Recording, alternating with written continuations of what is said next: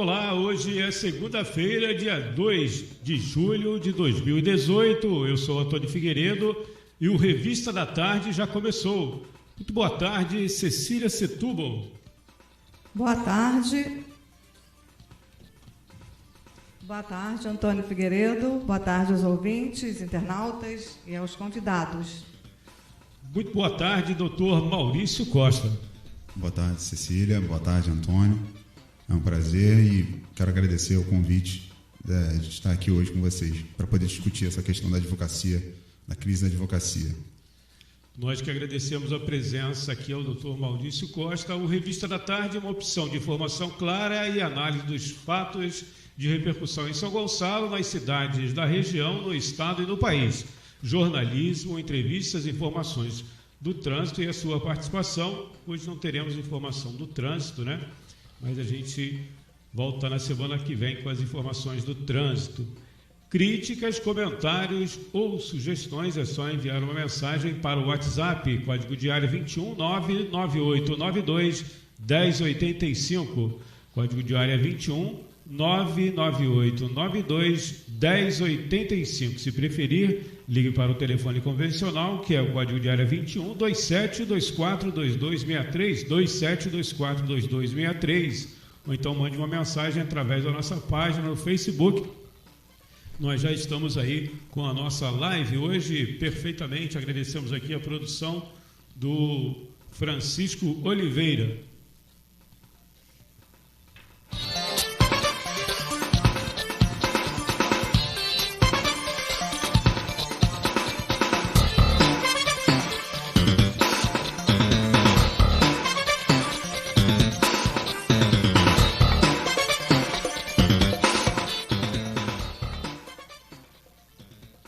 Entre as atrações, nós teremos no quadro Entrevista da Semana a presença aqui do doutor, já está conosco, né? Do doutor Maurício Costa. Tínhamos anunciado também a presença da doutora Andréa Tinoco nas nossas páginas, na nossa página aí no Facebook. Ela teve um problema pessoal aí, a gente espera que tudo seja resolvido, se Deus quiser, lá na família da doutora Andréa Tinoco. Bom, teremos aqui a presença do doutor Zé Luiz Muniz, estamos aguardando também, e para conversar conosco, juntamente com o doutor Maurício Costa. A situação do judiciário e a crise na advocacia é o tema do quadro Entrevista da Semana. Participa aqui a jornalista Cecília Setúbal, que também apresenta o Revista da Tarde. Teremos os quadros Tire Sua Dúvida, que vai destacar uma palavrinha bem conhecida no passado, né? Agora talvez não, que o título é Imexível. Teremos o Crônica Musical, que traz Eles Fizeram Macumba, com o Wendel Setúbal, né? Titular desses dois quadros aí, o Crônica Musical e o Tire Sua Dúvida. E no Hoje na História, o destaque é Os Homens Bons, com a jornalista Cecília Setúbal. Direto de Brasília, teremos o Conexão Brasília, com o jornalista Ademar Lourenço, que faz o balanço dos últimos dias dos noticiários, projeta a semana na capital federal e a repercussão da política. Teremos também o quadro Economia Fácil com o Almir César Filho.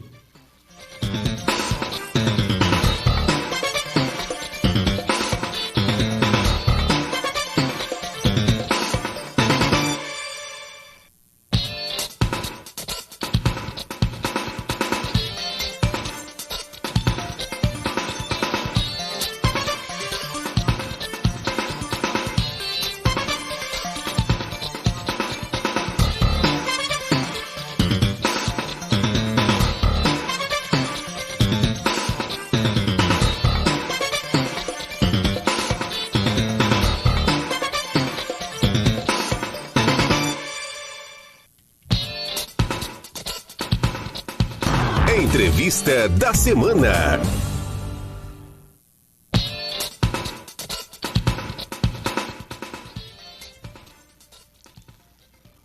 Como anunciamos, então, vamos dar aqui o nosso pontapé no quadro Entrevista da Semana, conversando com o doutor Maurício Costa. O tema de hoje é a situação do judiciário e a crise na advocacia.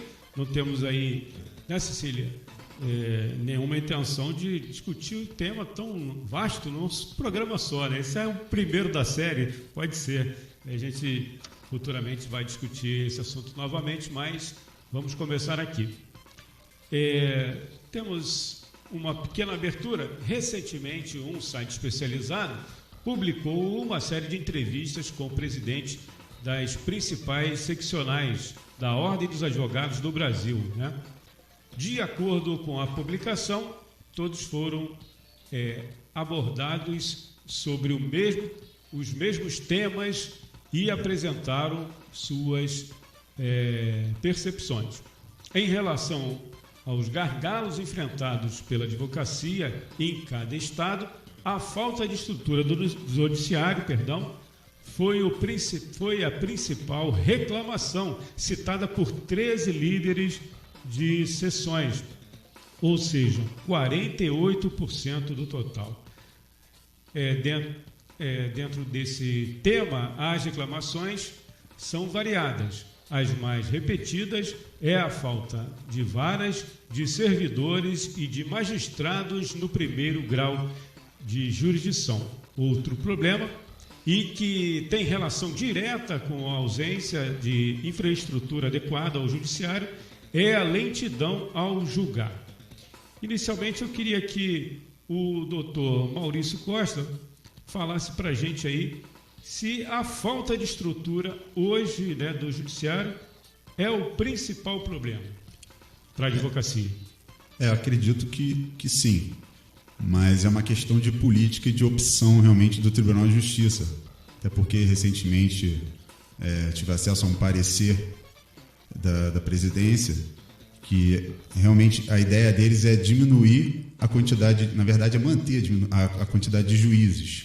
Eles não visam em momento nenhum aumentar a quantidade de juízes, tendo em vista a questão da lei orçamentária, mas eu acho que a questão aí, esse é o meu ponto de vista, né? Não sei se todos os colegas da profissão concordam ou compartilham, porque eu tenho uma visão um pouco interna do Tribunal de Justiça também, e eu acho que criou-se dentro do Tribunal de Justiça uma forma de... o próprio concurso de magistratura ele não chama juízes suficientes, acaba fazendo uma certa reserva de vaga para a carreira que realmente ajuda a aumentar a remuneração desses agentes públicos, né?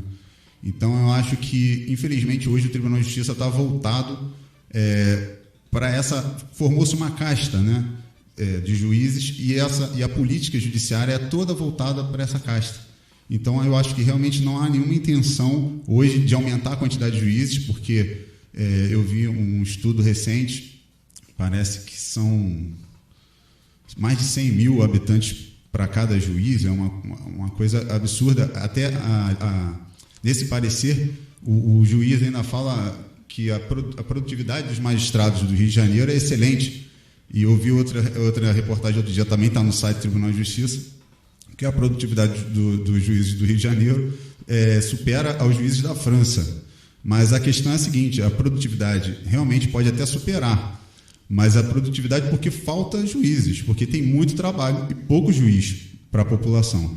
Então, eu acho que enquanto continuar essa política de proteção de uma casta, que é, no caso, a do judiciário, da magistratura, eu acho que vai ficar difícil melhorar a situação para o jurisdicionado hoje no Tribunal de Justiça. Isso não afeta apenas a categoria, né, os advogados. Sim. Afeta a toda a população que precisa recorrer ao judiciário para ter os seus direitos assegurados, né? E, inclusive, isso acaba acarretando outros problemas que a gente pode ir conversando aqui, eu vou discorrendo. Cecília, poderia fazer uma pergunta, por gentileza? Nós vamos, quando o doutor José Luiz Muniz... Já chegou. Já chegou, né? Tá então tocando aí? vou abrir. Pode ser. Você pode deixar no ar a pergunta? Tá, ok. A minha pergunta é bem específica, né, sobre a questão da crise de credibilidade. Então, o STF decidiu, no dia 14 de junho, que é inconstitucional o uso de condução coercitiva de investigados ou réus para fins de interrogatório. Essa medida foi utilizada repetidas vezes no âmbito da Operação Lava Jato. E o episódio mais polêmico foi o do ex-presidente Lula, em 2016, por determinação do juiz Sérgio Moro. Essa e outras decisões tomadas por Moro e outros membros do Supremo expõem uma fragilidade do judiciário, que vem se refletindo numa insegurança da população quanto à instituição. É possível afirmar que o judiciário mudou e tende a fazer julgamentos políticos e não técnicos, ou todo julgamento é político? Por gentileza, doutor. Acredito que hoje a todos já tenham visto que o STF realmente é um órgão político, né? Ele julga de acordo com a corrente política que está dominando ali dos componentes. Não deveria. Não deveria, né? Infelizmente, a justiça no Brasil tem sido feita politicamente, em todos os níveis, não só no STF, quanto no STJ, em nível de primeiro grau, eu também vejo isso. Há muita decisão, muitas decisões são tomadas pensando no reflexo daquilo, se outros vão entrar, se vai encher de processo uma vara ou se não vai, e esquecem do direito, do jurisdicionado. Assim como tem hoje aí a teoria do mero aborrecimento, eles vão criando teorias para dificultar o acesso do jurisdicionado ao Poder Judiciário. É uma forma de redução de acervo que, na verdade, pega o mais fraco, né? Na verdade, ele deveria focar no direito e defender o mais fraco das empresas, mas realmente eles invertem. E aí fica realmente, as decisões são todas políticas, tanto da STF quanto de outras instâncias também, são todas pensando sempre no que aquilo vai repercutir ou alguma influência. No caso do STF, mais porque eles têm mais acesso, eles são nomeados pelos presidentes, então fica mais difícil realmente eles saírem e fica bem mais político, né?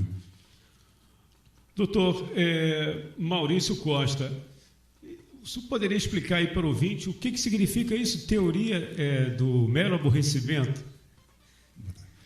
Pois é uma teoria que inventaram aí, recente, né? Para poder...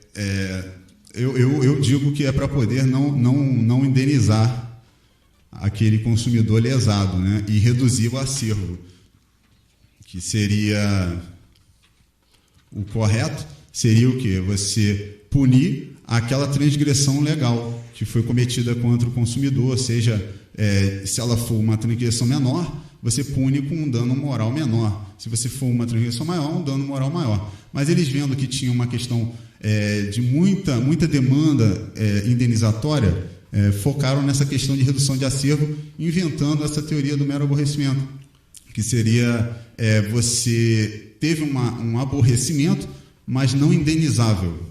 Se é que isso é possível, porque você é retirado da sua casa para buscar soluções que a empresa criou um problema para você. E você vai ao judiciário, perde dias de trabalho e perde tempo para resolver um problema que foi criado pela empresa, né? Então, o judiciário criou essa teoria realmente para redução de acervo e hoje a gente está sofrendo aí as consequências disso. Muito obrigado, doutor Maurício Costa. Só esqueci de falar no início aqui que ele está representando o movimento Advogados Unidos aqui no nosso bate-papo de hoje, né? Que o tema, vou repetir aqui, a situação do judiciário e a crise na advocacia. Já está conosco o doutor José Luiz Muniz. Doutor José Luiz, muito obrigado pela sua presença, seja bem-vindo, uma boa tarde. Boa tarde, Antônio, boa tarde, Maurício, a Cecília. E justificar aqui, Antônio, a ausência da doutora Andréia. Ela me passou uma mensagem, ela está com problema de ordem de saúde da sua filha, e nesse sentido eu até falei, não, prioriza, sua filha é a prioridade, entendeu? Vai cuidar, né, do problema de saúde da menina, e certamente o Maurício vai não substituir, mas ajudar aqui nesse nesse debate aqui sobre esses percalços aí que a advocacia vem sendo submetida, né? E, por tabela, também a população, né? Quando se fala em defesa do consumidor. Temos uma pergunta aqui que a Cecília fez, a segunda pergunta, e depois a gente volta aqui na falta de estrutura. Eu pediria a Cecília para repetir, por gentileza, para o doutor Zé Luiz. Por gentileza, Cecília. Ok, a gente perguntou, já fez a pergunta aqui para o doutor Maurício, já respondeu, né? E agora repetimos a pergunta para o doutor José Luiz Muniz. É sobre a crise de credibilidade no judiciário, né? O STF decidiu no dia 14 de junho que é inconstitucional o uso de condução coercitiva de investigados ou réus para fins de interrogatório. Essa medida foi utilizada repetidas vezes no âmbito da Operação Lava Jato. O episódio mais polêmico foi o do ex-presidente Lula, em 2016, por determinação do juiz Sérgio Moro. Essa e outras decisões tomadas por Moro e outros membros do Supremo expõem uma fragilidade do judiciário que vem se refletindo numa insegurança da população quanto à instituição. É possível afirmar que o judiciário mudou e tende a fazer julgamentos políticos e não técnicos, ou todo julgamento é político? Doutor Zé Luiz. Primeiro, essa questão da condução coercitiva, eu cheguei a ter, inclusive, debates, divergência com alguns colegas, porque isso começou a ser utilizado de uma forma totalmente contrária ao que estabelece a legislação. E eu, curiosamente, eu vi advogados fazendo a defesa daquele espetáculo midiático que foi feito em relação ao ex-presidente Lula, né? E eu até falei, olha, você, o cidadão comum, o leigo, pode até achar que isso está correto, mas você, como advogado, sabe muito bem em que momento se dá a condução coercitiva, né? A condução coercitiva, ela só se aplica quando aquele intimado a comparecer ao judiciário deixa de fazê-lo, né? E aí, no momento seguinte, se aplica, então, essa questão da condução coercitiva. Mas essa questão da Lava Jato, por exemplo, a pergunta que é feita, eu não tenho a menor dúvida, e é muito interessante quando eu vejo as pessoas falando do combate à corrupção. Eu acho que qualquer cidadão de bem, né, é contra a prática de corrupção. Agora, o que a gente observa que é um combate, né, à corrupção muito seletivo, né? Eu vejo algumas pessoas ficarem aí indignadas quando se trata de pedidos feitos pela defesa do ex-presidente Lula para sua soltura, né? E essas mesmas pessoas não ficam indignadas quando o próprio judiciário arquiva as representações contra José Serra, contra o Aécio Neves, aquele absurdo que foi feito em relação ao Temer, que teve, né, a anuência do Congresso Nacional, da Câmara dos Deputados, né, que votou pelo arquivamento de 2 representações sob a cínica alegação de que seria muito traumático para o país, mas eles não tiveram essa mesma preocupação quando se tratou do impeachment da presidenta Dilma, né? E é bom que se ressalte que o processo de afastamento dela não se deu por alegação de corrupção, e sim por uma alegada pedalada fiscal que foi praticada, né? Que na verdade é uma prática muito usual em nosso país. Então, o que eu vejo e essa perda de credibilidade no judiciário, ela está presente em todos os setores, não é só no STF, não, também no primeiro grau, um judiciário em que você leva, às vezes, 1 ano para ter, ou mais de 1 ano até para receber uma sentença num processo, quer dizer, que expectativa gera no cidadão, né, que procura reparação à lesão ao seu direito. Então, são essas situações, como eu cheguei aqui, já encontrei o Maurício falando, a questão do dano moral que deixa de existir, né? E cria-se a tese do mero aborrecimento, né? Há que se entender, inclusive, né, Maurício, que não é só uma questão de condenação pecuniária, sim, mas que também, né, quando você busca algum tipo de reparação junto ao judiciário, existe também nessa condenação um caráter pedagógico, para fazer com que as empresas, né, elas corrijam lá os seus procedimentos internos. E, na verdade, o judiciário, a sensação que você tem é que o Código de Defesa do Consumidor ele foi rasgado e mandou-se um recado a essas empresas, que são, inclusive, contumazes, né, no desrespeito ao consumidor, ao cidadão de um modo geral. Né? Continuem praticando as suas irregularidades, porque vocês ficarão impunes, já que o judiciário não estabelecerá nenhum tipo de condenação. Quer dizer, é uma situação muito triste que nós estamos vivenciando.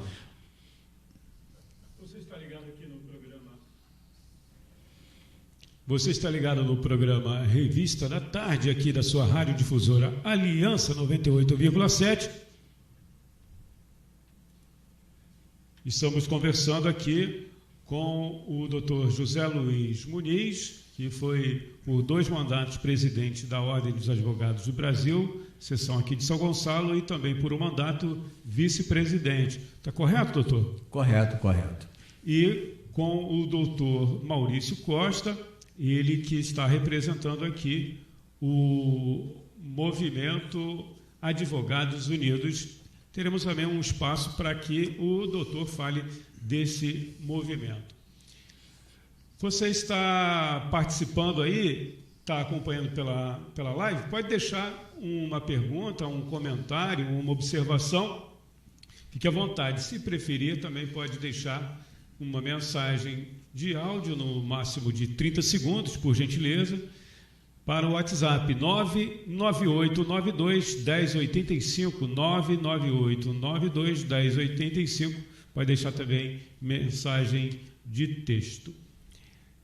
Daqui a pouco a gente vai falar também sobre outros temas aqui, mas uma pergunta para ambos é o caso da Janaína, mãe de 5 crianças, moradora de rua e dependente de drogas e álcool. Janaína Aparecida Quirino, que mora no interior de São Paulo, foi vítima de ação para que seja obrigada a procedimento de laqueadura tubária.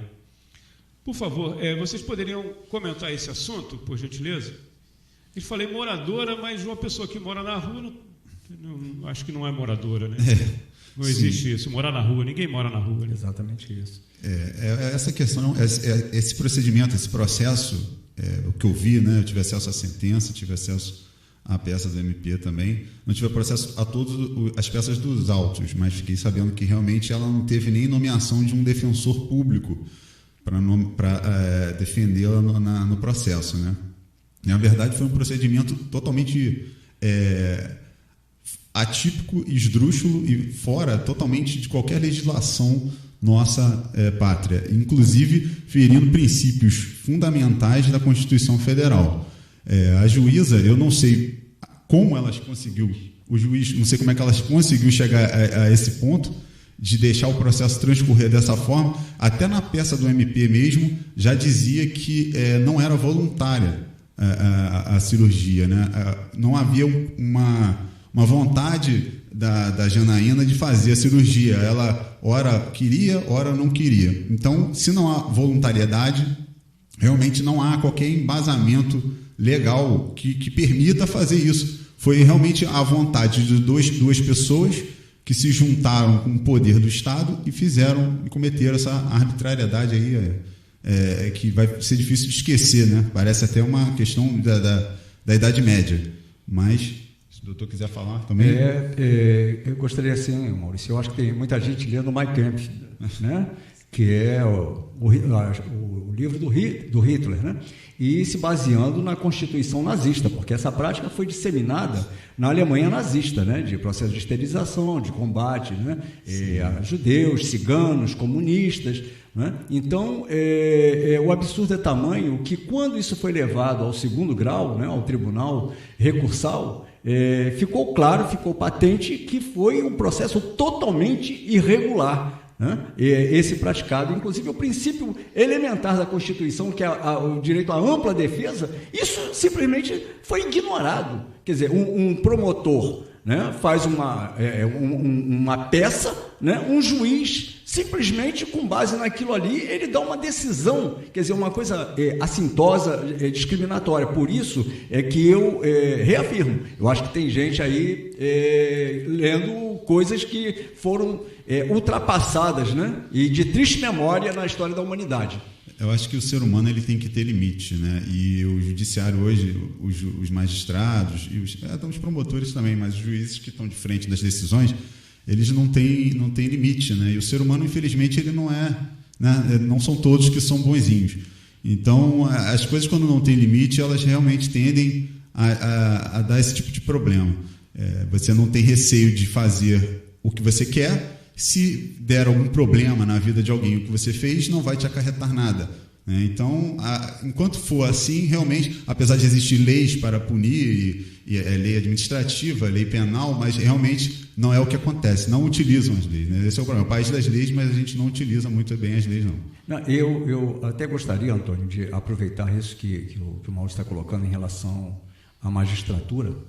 Recentemente aí, apareceu aí no jornalismo, televisão, um magistrado atirando, né, contra a residência de um vizinho, que me parece até um médico, se eu não me engano, entendeu?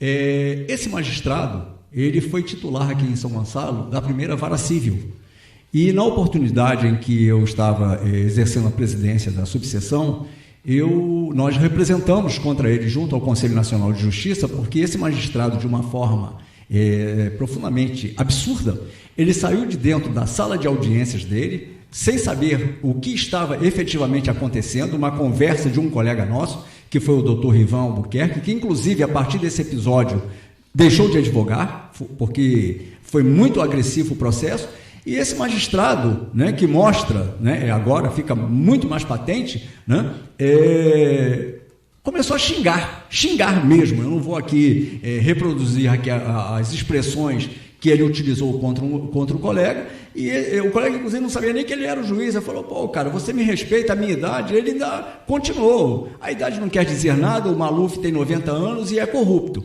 Nós fizemos uma representação junto ao CNJ, e o que aconteceu? Rigorosamente nada. Ele posteriormente pediu uma transferência para o Rio de Janeiro, porque também começaram a denunciar, né? Porque o cartório da primeira vara civil era um túmulo de processos, os processos não tramitavam, era uma morosidade absurda, e o magistrado estava sempre com problemas de saúde, e ato contínuo as pessoas viam esse magistrado postando fotografias, mordendo medalha, porque estava participando de corridas, de maratonas, o que quer que seja. Quer dizer, e não tinha saúde para exercer a sua função, né, na magistratura. E o que nós verificamos, que diante do que aconteceu envolvendo um colega nosso, houve uma situação de imensa impunidade. Tá? E isso só estimula esses absurdos que a gente tem visto aí se reproduzindo. Nós não estamos aqui generalizando, dizendo que todos são assim, mas há uma parcela significativa de magistrados que realmente não tem respeito pelo advogado, não tem respeito pelo cidadão, entendeu? Que acha que ele pode tudo, entendeu? Talvez até por isso agora o receio aí da lei que criminaliza, né, a violação das prerrogativas. Que aí tem essa coisa da magistratura se movimentando no legislativo para tentar barrar a lei. Então, é um receio tão grande, porque isso é diário, né? É do nosso cotidiano. A gente o tempo todo tem esse problema com relação aos magistrados, né? Muito obrigado aqui aos doutores José Luiz Muniz e também o doutor Maurício Costa. Antes de passar para a Cecília, que tem uma pergunta na nossa live Face, tem aqui que vou deixar também no ar. Para o doutor Muniz e também para o doutor Maurício. O judiciário está agindo como se estivesse acima dos poderes executivo e legislativo, mas antes, Cecília. Pergunta de uma ouvinte internauta, né? O nome dela é Eliane Cruz, a professora de História, né? Uma excelente professora. Eliane Cruz pergunta: qual é a visão de vocês quanto ao judiciário na prisão de Lula? Pau que dá em Chico, dá em Francisco? A gente vai para o intervalo, depois a gente volta aí com essas duas questões. A pergunta da professora Eliane Cruz. E também essa que nós deixamos aqui para o próxima parte do programa. O Judiciário está agindo como estivesse acima dos poderes executivo e legislativo. Você pode participar, deixando na live Face aí do programa, digita lá PGM Revista da Tarde no Facebook, ou então pode mandar uma mensagem para o código de área 21 998 92 1085, é o nosso WhatsApp. Não sai daí não.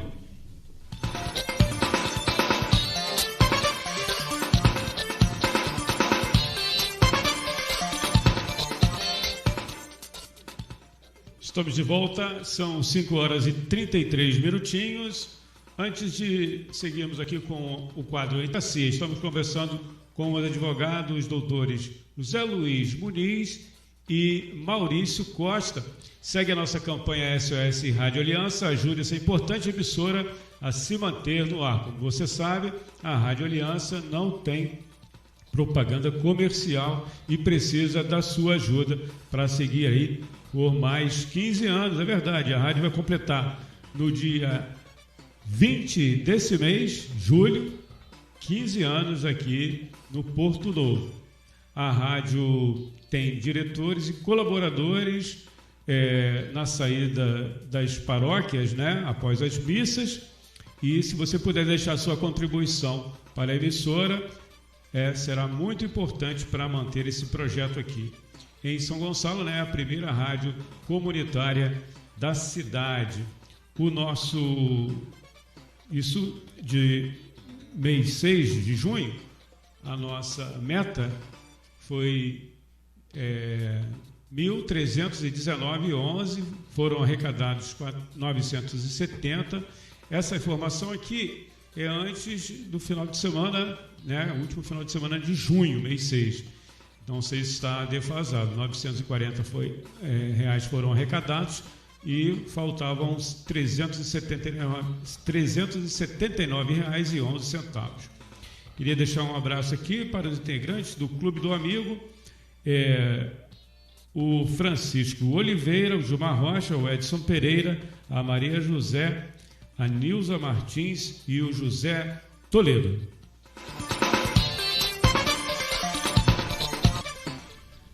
Cecília, nossa ouvinte, professora de História. Qual é a visão de vocês, dos nossos convidados, né, sobre o judiciário na prisão de Lula? Pau que dá em Chico, dá em Francisco? Doutor Zé Luiz, pode começar? Não, primeiro, eu acho que pau que deu em Lula não deu em mais ninguém, né? Entendeu? Não deu em Chico de forma alguma. Deu em Lula... E o que, primeiro eu gostaria até de voltar um pouco no tempo, Cecília, porque, respondendo aí a pergunta, a questão do afastamento da Dilma, né? Eu sempre tive a compreensão, e a cada dia que passa, essa compreensão ela se fortalece, de que foi um golpe articulado com o Congresso Nacional, e acho que, inclusive, com uma forte inspiração de fora do nosso país, porque se você observar todos os países que são produtores de petróleo, né, eles acabam tendo um forte interesse do americano, dos Estados Unidos, né? Então, logo após o afastamento da Dilma, as coisas começaram a acontecer, né? A questão do pré-sal está aí, né, entregue a petrolíferas internacionais com isenções absurdas, né, de renúncia fiscal em torno de R$1 trilhão. A Petrobras encontrou o petróleo no pré-sal com tecnologia própria, e hoje ela está impedida de fazer a prospecção do petróleo porque está sendo entregue a essas petrolíferas.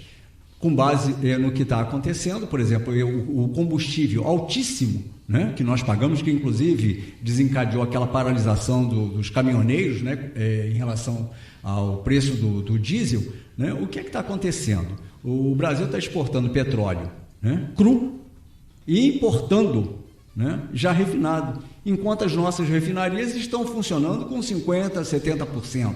Quer dizer, é um processo de doação, né, não é nem de venda do nosso país. Eu vejo algumas mensagens do tipo, vende-se porteira dentro. Eu acho que o Brasil não está sendo vendido, está sendo doado, né? Esse grupo, tanto que eu digo que simplesmente o Fora Temer não quer dizer nada, porque o Temer, para mim, ele é um grande laranja.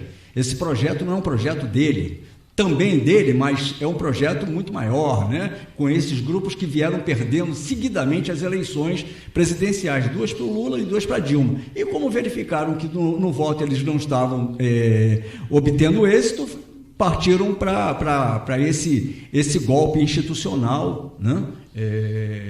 Que denominaram de impeachment.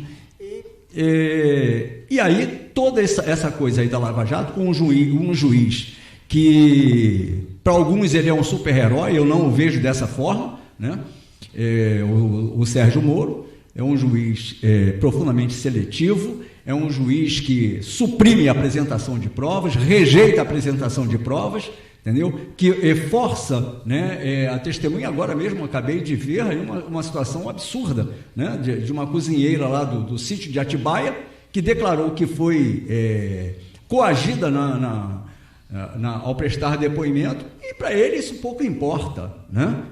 O que importa é que se faça, né, uma acusação para que ele tenha mais um subsídio para a condenação do Lula, né? E eu não tenho a menor dúvida, né, de que a condenação do Lula, por essa questão do tal do triplex, né, na verdade é uma questão que não é jurídica, ela é política. E essa política se reforça mais ainda porque, seguidamente, os institutos estão fazendo pesquisas e apontam que, mesmo condenado, mesmo preso, o Lula lidera as pesquisas na corrida presidencial. Então, a classe dominante brasileira, ela é muito perversa e ao mesmo tempo sábia, porque ela consegue manipular de tal forma, né, a população como um todo, né, de fazer com que as pessoas criem a crença que isso é o combate à corrupção. Pouco importa, né, se o cara é do PSDB ou do DEM, o que quer que seja, se esses caras estão ficando impunes. O importante é que está condenando o Lula, né, criminalizando um ex-presidente da República que hoje tem uma intenção de votos muito grande em relação aos demais candidatos, entendeu? Então, se é uma questão política e não jurídica, eu não tenho a menor dúvida, porque o que eu tenho visto que esse combate, esse alegado combate à corrupção, ele é seletivo. Ele é seletivo, ele não é isento, ele não está tentando pegar todos aqueles que são acusados ou denunciados, entendeu? Por prática de corrupção. E essa seletividade eu acho que é evidente mesmo, né? Eu também não sou de partido nenhum, mas eu acho que hoje em dia tá essa polarização e as pessoas não querem enxergar a verdade, né? A pessoa, eu sou contra o PT, então o PT tem que estar preso, mas por quê? Mas não tem fundamento. A gente volta a essa questão do juiz arbitrário, né?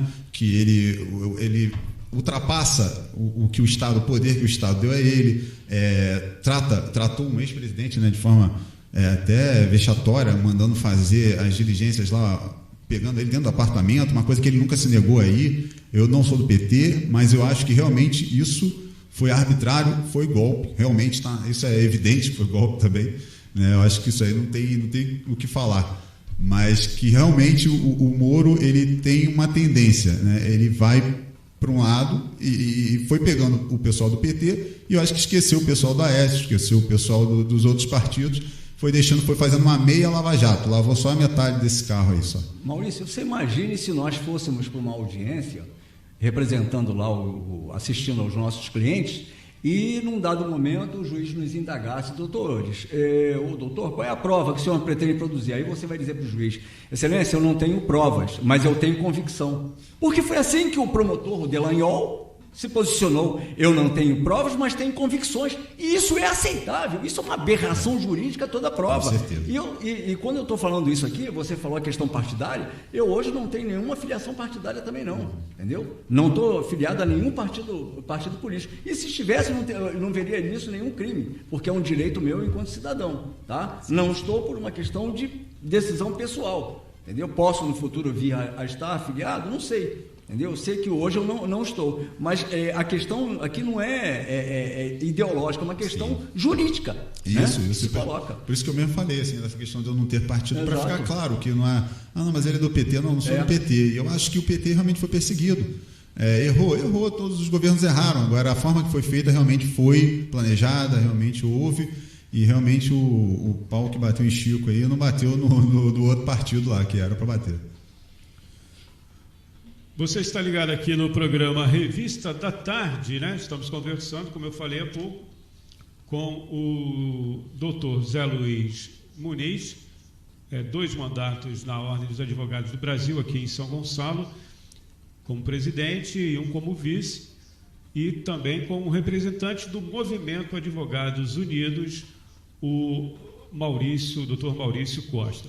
Deixei uma pergunta no ar. O judiciário está agindo como se estivesse acima dos poderes executivo e legislativo? Sim, eu acredito que sim. Acho que o doutor também José Luiz Muniz, a gente já está falando, já antecipando um pouco isso, né? Eles estão usurpando realmente a questão do poder do legislativo, eles estão legislando, eles estão passando por cima, e como eles têm um poder de decisão final, tanto quanto ao legislativo quanto ao executivo, eles realmente eles estão aí sobressaindo aí nos 3 poderes, né? Não está mais tão equilibrado. Eu acho que quando um poder vai enfraquecendo, tanto o executivo quanto o legislativo, o outro poder vai se sobressaindo. E eles estão realmente ultrapassando todos os limites que são aceitáveis, pelo menos assim, de um desequilíbrio, né? Eles estão indo bem além. Hoje a gente que milita, né, vê juiz legislando a torto e direito, e tirando direitos, não cumpriu o CPC, não cumpriu o CPP, a questão do Moro, a questão do cível mesmo. Então a gente vê aí... Doutor, é porque o ouvinte às vezes não sabe essas... perdão. Essas siglas. O Código de Processo Penal, né, o Código de Defesa do Consumidor, todas essas e também nos juizados, né, principalmente, a gente vê que eles legislam o tempo todo nesses eventos que eles fazem em Búzios e não sei onde, e aí retornam com enunciados que violam várias normas e não cumprem o dever deles, que na verdade eles não estão ali para inventar a lei, eles estão ali para cumprir a lei. A lei já existe, não é para inventar a lei. Então, realmente, eu acho que hoje o Poder Judiciário está se colocando acima dos outros 2 poderes da República, entendeu? Você está ligado aqui no Revista da Tarde. Pode deixar uma pergunta, um comentário, pode até questionar aqui, né, o doutor Zé Luiz Muniz e também o doutor Maurício Costa. Aqui, o programa aqui é bem democrático. O Antônio, eu só queria pegar um gancho aí dessa fala do Maurício em relação à questão do juiz estar usurpando. Eu vejo dessa forma. Inclusive, isso virou um pouco moda. Na Justiça do Trabalho, Maurício, nós temos 2 ritos de procedimento, né? Você tem o rito de procedimento sumaríssimo, que são aquelas ações até 40 salários mínimos, e a partir daí o rito é ordinário, né? Até o dia 10 de novembro de 2017, né, antes de entrada em vigor da famigerada 13.467, mais conhecida como Reforma Trabalhista, as ações até 40 salários mínimos, elas, como demandavam pelo rito de procedimento sumaríssimo, você era obrigado a apurar valores. A cada pedido, você estabelecer o valor daquele pedido. A partir de 40 salários mínimos, o rito ordinário, você não era obrigado a fazê-lo, né? Bastava você apontar lá os pedidos que você estava perseguindo lá a nível de direito do seu constituinte. Pois bem, um juiz que é titular da Justiça do Trabalho, da primeira vara do trabalho lá em Itaboraí, o doutor André, ele simplesmente criou uma regra em que todas as ações tinham que ser liquidadas previamente para estabelecer qual o rito. De onde que ele tirou esse poder? Então foi preciso entrar com representação junto ao tribunal para que ele revogasse essa decisão absurda, porque a lei não estabelecia isso, essa obrigatoriedade. Se você colocasse lá o valor da causa superior a 40 salários mínimos, pronto, o rito é o ordinário. Mas ele achou por bem, né, criar um mecanismo que era aplicável tão somente lá na Vara de Itaboraí.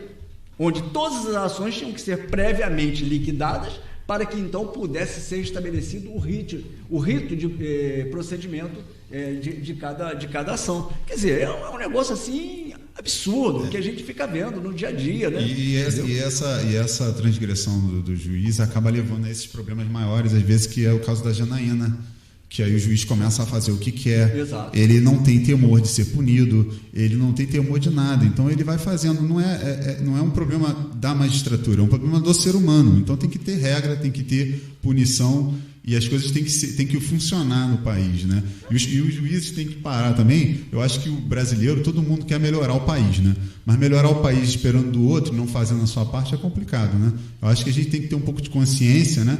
E parar de olhar para si e olhar um pouco para os outros, né? Porque depois que a pessoa passa no concurso, parece que não existe mais nada, só existe aquele universo. Então, acho que isso também é uma coisa de maturidade que deveriam os juízes ter, e hoje a gente não vê, né? É tão interessante quando a gente observa a população fazendo críticas contundentes ao legislativo e ao executivo e deixa de fazê-lo em relação ao judiciário. Sim, né? sim. Porque se qualquer serventuário aí do judiciário for pego praticando algum ilícito, ele é exonerado a bem do serviço público. E o juiz, o que acontece? Ele é aposentado com seus vencimentos integrais. É um prêmio, né? É exatamente isso, entendeu? Então, se isso não é privilégio, o que é isso? Pois é. Entendeu? Então é muito fácil falar que, porque os deputados têm isso, que o executivo tem aquilo.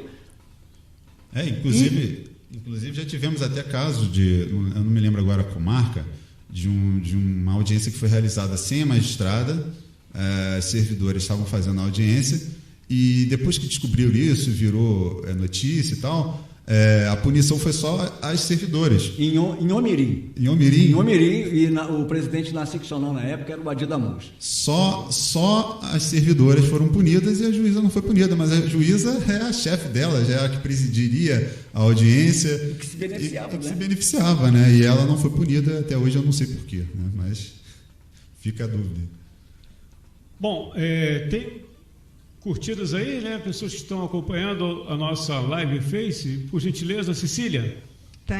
Nós agradecemos aqui a Cláudia de Souza e Marcelo Saraiva, que curtiram a nossa live e estão acompanhando o programa. E a Eliane Cruz também. Bom, teremos também hoje os quadros Tire Sua Dúvida, Crônica Musical, e hoje na História, Conexão Brasília também, com o jornalista Ademar Lourenço. Eu tinha falado no início do programa que teríamos Economia Fácil, mas hoje não teremos, fica para a semana que vem com o titular, economista Almir César Filho. Nós temos aqui outras questões e gostaríamos de ter aqui a participação dos nossos convidados. O que vocês acham da abertura de novos cursos de Direito?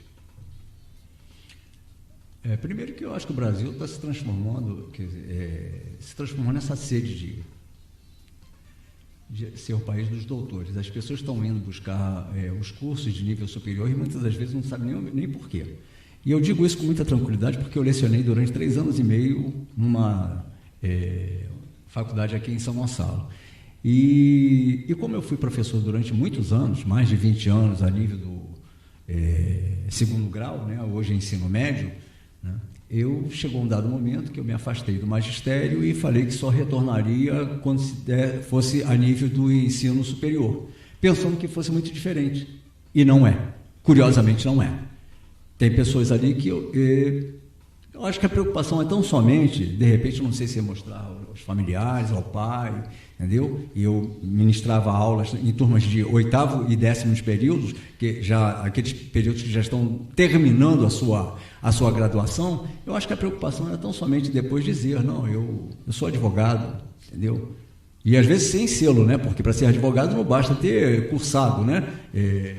Os 10 períodos, tem que se submeter e ser aprovado no exame de ordem, entendeu? Mas por uma questão de vaidade. E o que se observa, né? E aí vem uma crítica, né? O descompromisso também das instituições em relação à qualidade do ensino, né? Eu lembro que me foi feito um convite antes de eu ingressar nessa instituição, para que eu ministrasse aula de uma determinada cadeira. E eu falei que não, eu não tinha domínio naquilo. Não, mas você prepara uma apostila. Eu falei, não, eu não vou me submeter a isso. Eu não vou para a sala de aula com esse propósito. O dia que você tiver direito de trabalho ao processo de trabalho, não que eu seja uma estrela, mas eu estarei completando agora no mês de novembro desse ano 30 anos de advocacia e com uma forte militância na área trabalhista. Então, acho que algum acúmulo eu acredito ter, né? E aí, posteriormente, foi feito o convite para que eu ministrasse aulas de processo do trabalho. Tá. Depois, quando eu me desliguei dessa instituição, parei de lecionar, encontrei um colega que chegou para mim e falou, olha, estou dando aula da sua matéria. Eu falei, é mesmo, cara? Eu falei, pô, cuidado, hein, rapaz, você está dando aula para a turma de 10º período, 8º período, são alunos que já estão estagiando, entendeu? Então, eles já estão convivendo com isso. Eu falei, não tem problema não, eu preparo uma apostila. Quer dizer, e aí eu fico vendo, primeiro o profissional que aceita isso, é a mesma coisa que se eu aceitasse dar aula de direito penal, seria uma tragédia, porque eu não conheço, eu não estudo, não gosto dessa área, entendeu? E era fazer uma apostila e ficar lá fazendo o embromation em sala de aula, né, enrolando lá os alunos. E esse colega com essa postura, entendeu? Eu vou preparar uma apostila tal, e aí eu dou uma enrolada, e, sabe, aí preocupado tão somente com carga horária, quanto vai se arrecadar, quer dizer, é uma mercantilização, né, do ensino. É isso que a gente acaba se deparando. Está faltando uma fiscalização, né? Uma fiscalização da OAB, né? A prova em si, ela faz um processo seletivo, mas não um todo. Olha, recentemente, há cerca de 2 semanas, eu estava realizando uma audiência aqui em São Gonçalo, na Justiça do Trabalho, eu não lembro agora, eu acho que era a 2ª Vara do Trabalho, e chegou a advogada do reclamante, dirigiu-se à juíza e falou, excelência, eu queria antecipar aí, porque o reclamante não veio, vai ser aplicada a pena de confissão. Ela falou, então tá bom. Aí chamou o advogado da empresa, falou, doutor, a sua colega aqui está dizendo que o reclamante não veio, vai ser aplicada a pena de confissão. Ele começou a debater com a juíza. Confissão? Mas eu estou pela empresa. A confissão eu estaria aceitando. Eu fico com pena, porque, na verdade, ninguém deve ter dito para ele em sala de aula o que significaria a aplicação daquela pena de confissão. Ele estava entendendo que a pena de confissão significava ele estar admitindo as alegações constantes na inicial do reclamante. E tinham 4 estudantes assistindo a audiência, fazendo aqueles relatórios que são exigidos pela faculdade. Eu chegou num dado momento que falei, excelência, por favor, dá uma explicação, porque tem 4 estudantes aqui, eles não devem estar entendendo nada. E foi bom que o colega ficou na sala, o advogado, piada, né? E ela começou a dar uma explicação do que significava a confissão ficta e tal, até para ele também, que ele depois até agradeceu. Mas já imaginou, aqueles estudantes iam sair dali totalmente confusos, sem saber o que era isso. Entendeu? Isso em parte até, todo esse seu relato em parte até explica essa confusão toda em que está o judiciário hoje em dia, né? Como estão sendo formados esses profissionais, né? Com certeza, né? E isso influencia em um monte de coisa, né? Esses profissionais que saem mal formados, né? E ainda pensam em aumentar as faculdades, que eu acho um absurdo, porque se já está do jeito que está e está quase saturada a profissão, né? E saturada de pessoas não preparadas, né? Eu acho que realmente isso aí deveria ser repensado, porque tem gente que sai da faculdade, na casa, eu já vi gente sair, que já formada, não saber o que é trânsito em julgado, né? Que é quando não pode mais recorrer. Exato. E tal. E eles não têm noção do que se trata. Então, coisas básicas assim, do direito, realmente eles saem da faculdade sem saber. Então, essa massificação e também essa facilidade também de acesso à faculdade, a faculdade de Direito tem outra questão também, que ela não é tão cara quanto as outras, vamos dizer, medicina e tal, e ela não exige, quando você se forma, uma estrutura, né, muito grande, né? A pessoa se forma e ela pode atuar eletronicamente hoje os processos, ela pode fazer um compartilhamento do escritório, não tem estrutura, é só o escritório, né? Então facilita um pouco isso para a pessoa que opta pelo direito, né? Se bem, né, que isso também está indo na contramão da realidade hoje da advocacia. Não, com certeza. Né? Os escritórios sendo fechados. Nós tivemos a oportunidade de estarmos juntos numa reunião na quinta-feira passada, onde a Andréa disse que encontrou um ex-colega distribuindo panfletos em sinal. Verdade. Colegas trabalhando com Uber. Verdade. Entendeu? Até grandes escritórios estão diminuindo a sua estrutura física. Sim. Se eram 3 andares, passou a 1 andar, demitindo advogados, demitindo estagiários. E tem outra questão também, que no país, né, nós somos o país do concurso, né? Então, o setor privado ele não é muito estruturado no nosso país. Então, a visão das pessoas é que o concurso público é a última saída. Então, todo mundo quer fazer concurso. E a Faculdade de Direito dá um leque, abre um leque de concursos, né? Vários concursos exigem a formação de direito, né? Tanto para polícia, que é delegado, polícia civil, polícia militar. Então as pessoas, polícia federal, polícia rodoviária. Isso. Então as pessoas realmente elas às vezes optam por isso, não passam no concurso porque são mal preparadas, às vezes na faculdade, né? Não é nem culpa da pessoa, né? Ela está indo lá para aprender. E aí ela é mal formada, não consegue passar no concurso, cai nessa vala comum da gente e fica esse ambiente saturado, né, de advogado. Eu acho que essa pergunta aqui, no último dia 20, tivemos o Dia do Advogado Trabalhista, né? E no dia 10 de agosto teremos o Dia do Advogado, não é isso? E a pergunta é se a classe tem alguma coisa para comemorar. Eu acho que a pergunta já está praticamente respondida, mas vamos ouvir. Depois do intervalo, o doutor José Luiz vai falar também sobre a questão da mudança aí da CLT, não é isso? E comentar também outras perguntas aqui, como essa da nossa produção. É possível que as próximas eleições para a Ordem dos Advogados do Brasil possam ser contaminadas, entre aspas, pelo futuro pleito que acontecerá em outubro para escolher presidente da República, governadores, senadores e deputados federais e estaduais? Eles vão responder aqui também essa pergunta. Daqui a pouco a gente volta.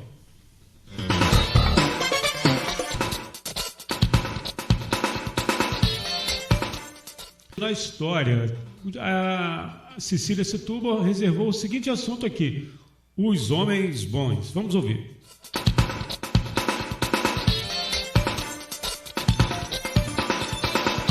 Hoje, na história. No dia 2 de julho de 1778, morria Jean-Jacques Rousseau.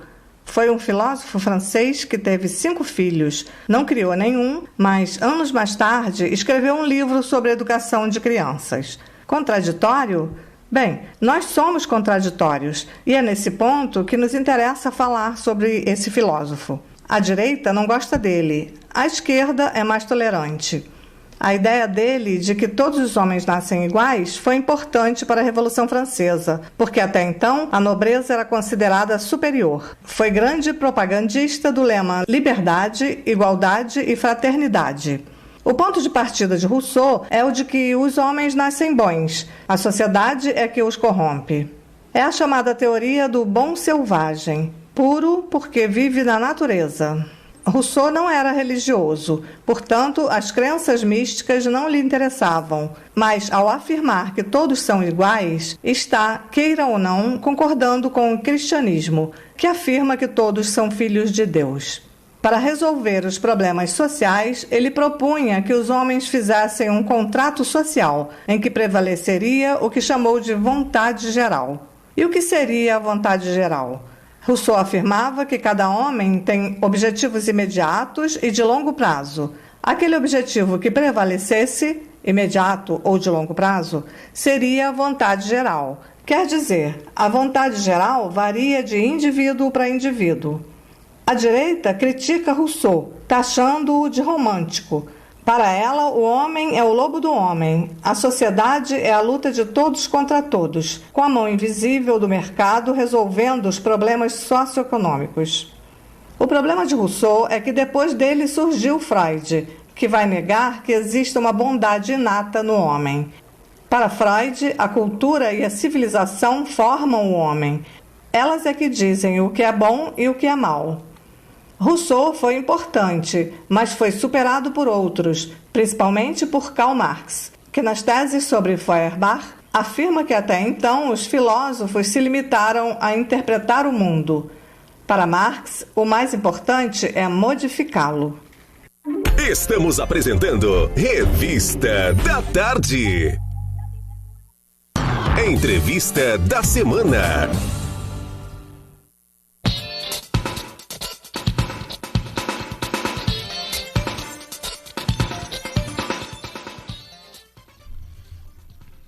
Bom, vimos aí o quadro da Cecília Setúbal, o Hoje na História. Vamos a participações aí, pessoas que estão na nossa live Face, a gente agradece aqui. Cecília? Nós agradecemos aqui a participação aqui, a audiência de Casé Ferreira, que está dando uma espiadinha aqui, o Delamar França, a Maria José Rocha, diretora da rádio, e Cláudia de Souza. Cláudia de Souza, que dá os parabéns aqui pelo programa, está gostando muito. Obrigada a todos. Tem também o Pedro Mauro, ele é lá de Santo Antônio de Pádua, né? Ele é o papa da operação de áudio lá, o Pedro Mauro. E a professora aposentada hoje de Niterói, Marta Maia, a gente agradece aqui, o Francisco Oliveira também, diretor da rádio. O nosso assunto aqui, para você que está sintonizando agora, perdeu, mas você pode, a live vai ficar aí, a gente vai gravar, né? Tá sendo gravado e a gente deixa aí para você mais tarde, se quiser ouvir, né? Os nossos convidados de hoje falando sobre esse assunto de suma importância aí para todos, não só para a categoria, né? A gente está falando aqui dos advogados, mas é um assunto que atende a todos.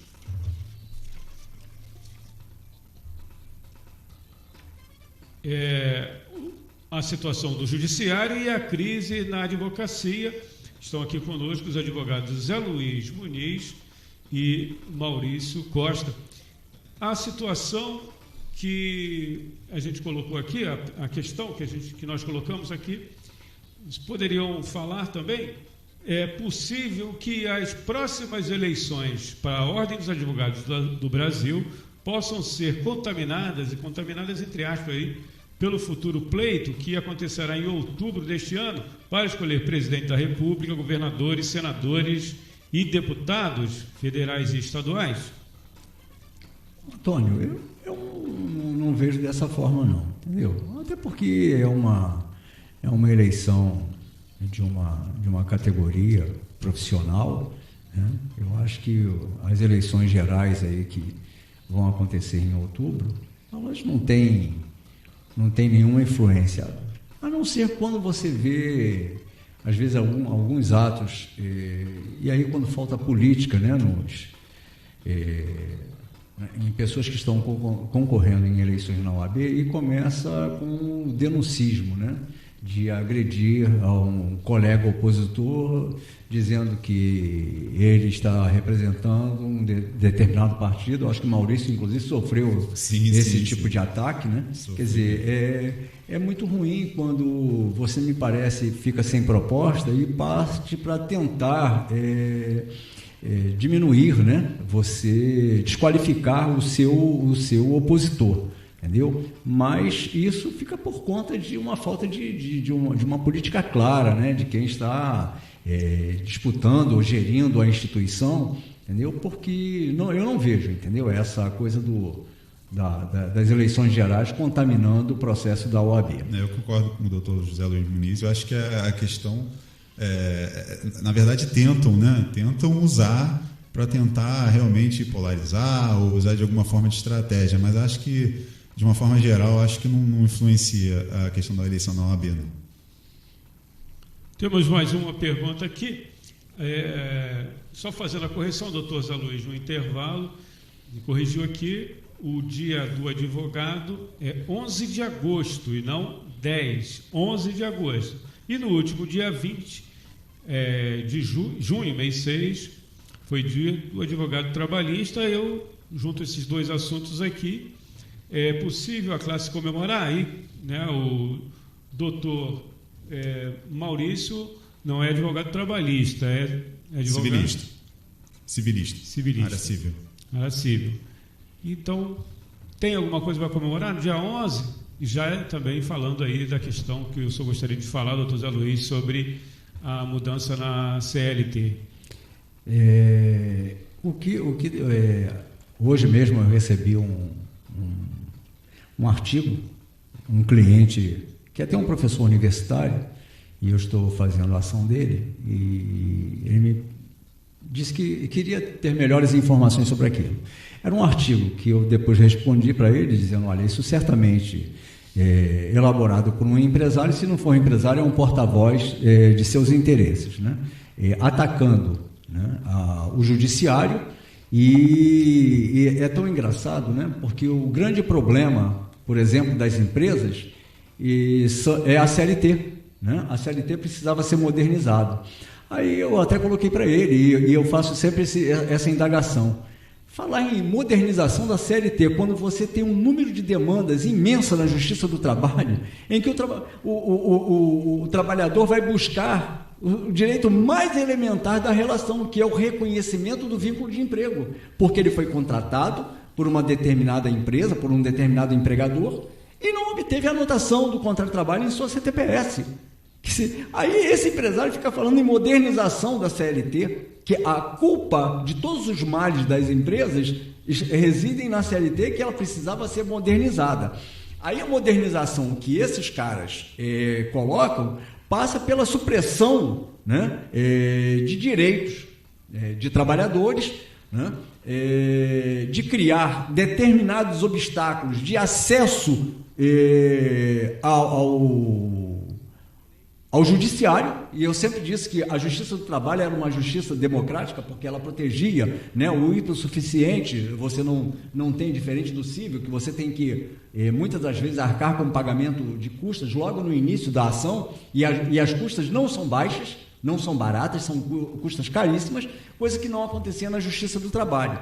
Aí, nesse artigo eu vi, não, porque as ações aventureiras, né? O que ele chama de aventureiro? Aquilo que você, de repente, postula e não consegue provar, isso não significa que foi uma aventura.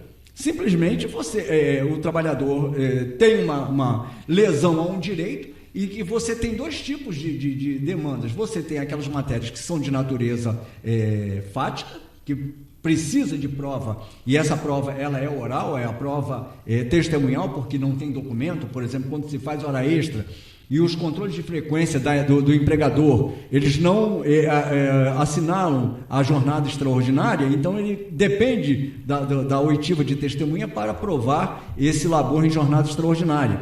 Trabalhar sem carteira assinada é uma matéria de natureza fática, porque o empregador pode simplesmente alegar em sua defesa que ele nunca foi empregado daquela empresa. Então ele vai depender de uma testemunha, porque certamente ele não tem uma prova documental a produzir. Salários por fora, por exemplo, é outra matéria de natureza fática. Então, esse tipo de demanda, você, ao buscar, né, esse direito no judiciário, caso você não consiga produzir a prova, né, porque a testemunha deixou de comparecer, ou ao comparecer ela deu um depoimento que não confirmou aquelas alegações, isso por si só não significa que é uma aventura jurídica, né? E aí o trabalhador, e eu acho que o grande lance dessa reforma trabalhista, o grande lance foi de criar no senso comum da classe trabalhadora de que ele não deve buscar a reparação, a lesão aos seus direitos, porque ele pode perder e ter que pagar o advogado da empresa, que é o chamado honorário de sucumbência, né? E aí você tem, por exemplo, a questão de insalubridade e periculosidade são provas essencialmente técnicas. Não se admite, por exemplo, uma testemunha provar, né, que as condições de trabalho ela era insalubre ou era periculosa. Então, é uma prova técnica, e essa prova técnica o perito não vai fazer, em que pese a legislação está colocando aí a 13467, que tem que fazer, vai fazer prova técnica na Justiça do Trabalho, porque o Judiciário Trabalhista não tem um corpo técnico de peritos que possa realizar, e aí o trabalhador vai ter que fazer o depósito dos honorários do perito para que ele prove, né, que as condições de trabalho são insalubres ou são periculosas. E considerando, que é uma grande crítica que eu tenho, essa questão da insalubridade, porque você tem 3 índices de insalubridade. Você tem o mínimo, que são 10%, médio, que são 20%, e o máximo, que são 40%. E agora, pasme, qual é a base de cálculo da insalubridade? É o salário mínimo. Então, pouco importa se você tem como salário, por exemplo, R$2.000 e trabalha em condições insalubres, a sua insalubridade não será calculada sobre os R$2.000 que você recebe mensalmente. Vai ser calculado sobre o salário mínimo. É grotesco um negócio desse, entendeu? Diferente da periculosidade, que é um índice único de 30%, esse sim incide sobre o salário do trabalhador. Quer dizer, então, algumas outras coisas foram colocadas, né, nessa 13.467, que é a chamada Lei da Reforma, só que eu chamo isso de desreforma trabalhista. Por que isso? Você não faz, por exemplo, eu vou reformar a minha casa. Você vai reformar porque você quer melhorá-la. Né? Você não vai reformar porque, não, ela está muito bonita, eu vou quebrar. E foi isso que aconteceu. Né? Criou coisas tão grotescas, e a primeira delas, né, é você estabelecer que o negociado se sobrepõe ao legislado. É como se você pegasse a raposa, colocasse dentro do galinheiro e falasse: agora vocês vão negociar livremente. Olha que maravilha, né? Os lados estão bem representados. E agora, com mais uma gravidade, o STF acabou de aprovar, né, que a cobrança compulsória da sindical, da contribuição sindical, deixa efetivamente de existir, porque foi arguído a inconstitucionalidade da lei. E o STF acabou de dizer que não é inconstitucional. Então, não existe mais a obrigatoriedade da contribuição sindical. O que é que isso significa? Primeiro que o trabalhador, de um modo geral, ele tem uma visão pequena, preconceituosa em relação aos sindicatos. É claro que nós temos um grande número de sindicatos de pelegos, né? São aqueles caras que o pelego tem até uma explicação muito interessante porque tem esse nome pelego. Pelego, na verdade, é aquela pele que é colocada no dorso dos animais para depois colocar lá o arreio e tal, para amortecer, né, o impacto. Então, esse tipo de dirigente sindical tem o nome de pelego exatamente por isso, porque ele não está ali para fazer luta política, e sim para amortecer, né, o conflito capital e trabalho. Bom, esse tipo de sindicalismo, ele sobrevive só da contribuição sindical. Esses caras eu acho que não tem problemas, né? Mas de qualquer sorte, né? Quando você diz que o sindicato não tem mais, ele vai perder uma receita substancial, que é a contribuição sindical, e ao mesmo tempo a lei estabelece que o negociado se sobrepõe ao legislado, olha que drama que foi criado para a classe trabalhadora. Que sindicato ele terá efetivamente para fazer lá a luta política dos seus interesses? Entendeu? Então são coisas extremamente grosseiras e é tão absurdo essa lei, né, que ela entrou em vigor no dia 11 de novembro, no dia 14 o Temer, né, ele edita uma medida provisória que também já perdeu a sua eficácia, a medida provisória 808, alterando alguns aspectos da lei, quer dizer, 3 dias depois. Então ele mesmo estava reconhecendo que é uma droga essa lei, entendeu? E aí o Congresso deixou de votar essa medida provisória 808 e ela hoje já não produz mais nenhum efeito. E aí tem uma série de situações que são verdadeiras aberrações, né? E é claro que tudo isso feito no sentido de prejudicar o trabalhador no exercício da sua atividade. E tinha um discurso, eu lembro que a argumentação era que com a mudança... Ia aumentar o emprego.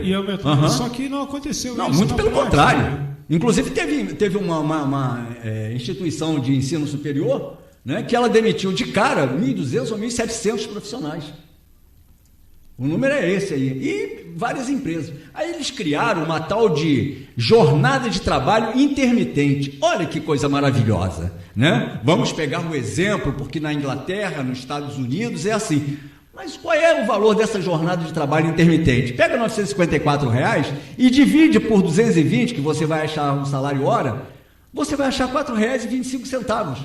E aí você vai trabalhar, né, para receber por hora. Vai receber R$ 4,25 por cada hora trabalhada. Aí rede de fast food chamando trabalhadores para contratação nessa jornada intermitente, trabalhar 5 horas no sábado e 5 horas no domingo. Aí, ao final de um dia, ele vai receber lá o quê? R$20, né? 20 e poucos reais. Eu participei até de um curso em que era até ministrado por um juiz, eu falei para ele, olha, isso na prática não vai funcionar, cara. Porque se o cara pegar um isopor com as latinhas de cerveja e refrigerante, ele vai na praia, ele vai ganhar muito mais do que isso, pô.